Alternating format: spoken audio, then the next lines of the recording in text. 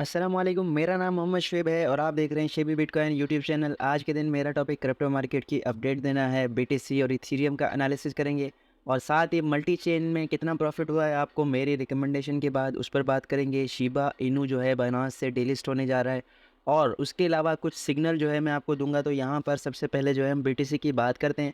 BTC का daily का time frame मेरे पास ओपन है और कल के दिन जो है यहाँ पर काफ़ी ज़्यादा पंप आया था बिटकॉइन में वीकली क्लोजिंग से पहले।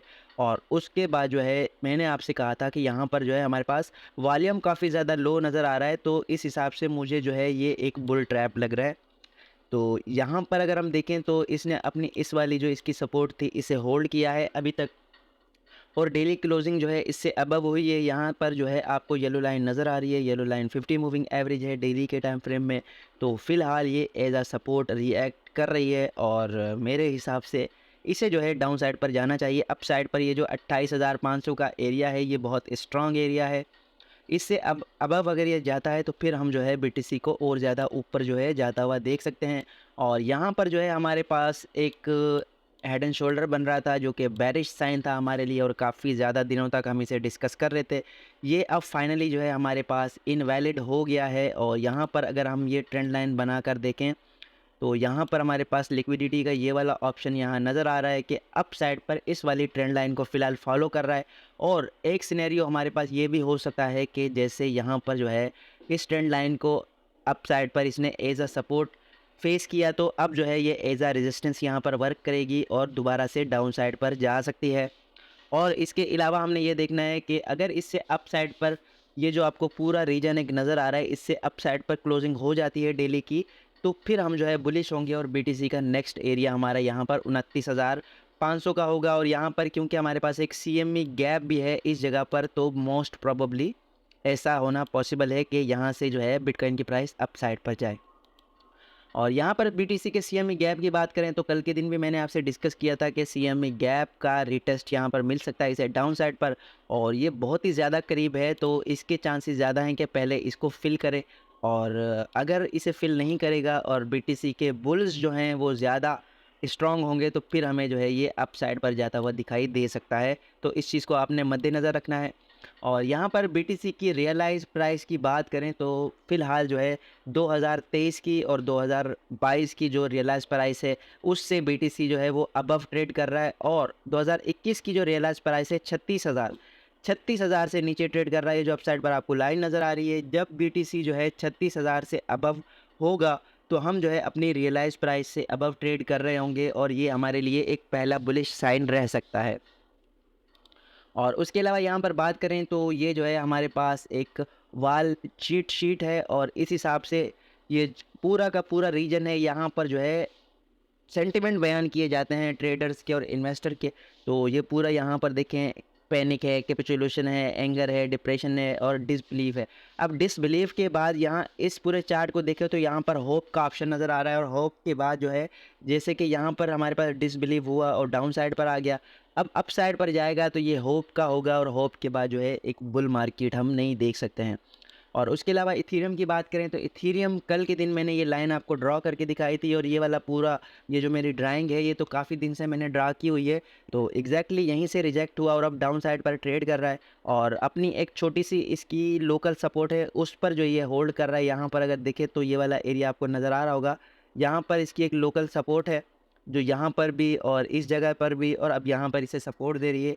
सून और लेटर अगर इसे वॉल्यूम नहीं मिलता तो ये भी ब्रेक हो जाएगी। जैसे कि आप अगर यहाँ पर देखें डाउन साइड पर तो हमारे पास वॉल्यूम जो है बिल्कुल ना होने के बराबर है। और उसके अलावा मल्टी चेन की बात करें, इसमें कुछ ही दिन पहले मैंने आपको रिकमेंडेशन दी थी कि आप इसमें जो है अपनी थोड़ी सी इन्वेस्टमेंट लगा सकते हैं। और क्योंकि एफटीएम ने इसको जो है अपने पास से हटा दिया था, तो सस्पेंड कर दिया था, तो इस वजह से ये जो है ज़्यादा डंप कर गया था, लेकिन अब दोबारा से ये रिकवर हुआ है और ऑलमोस्ट इसने 60% का अपसाइड पर जंप लगाया है, जिसमें से अभी भी जो है हमारे पास 30% का पंप जो है अभी भी मौजूद है।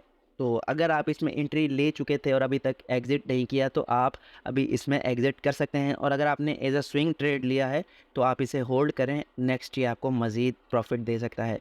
और अब आ जाते हैं बाइनांस फ्यूचर्स में, जो इसका मार्जिन ऐड था, लेवरेज मार्जिन ऐड था 1000 शिप यूएसडी।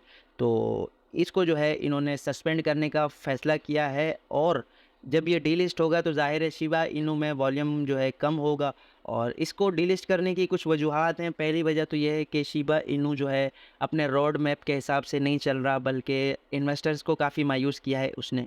और अभी कुछ दिन पहले इसकी शिबारियम चेन की जो एक हाइप थी, उसमें इनका जो स्मार्ट कॉन्ट्रैक्ट था वो किसी दूसरी चेन की कॉपी थी, यानी इन्होंने जस्ट वहाँ से कॉपी किया और इधर पेस्ट कर दिया। तो ये भी इसके लिए काफ़ी ज़्यादा नेगेटिव न्यूज़ थी और इस वजह से शिबा इनू और बोन टोकन में क्रैश आया था।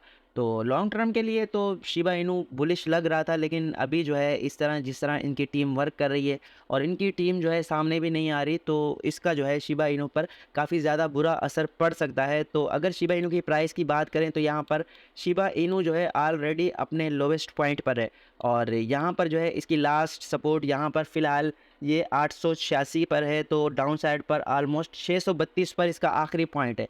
उसके बाद इसके पास बाइनांस के हिसाब से कोई सपोर्ट नहीं है।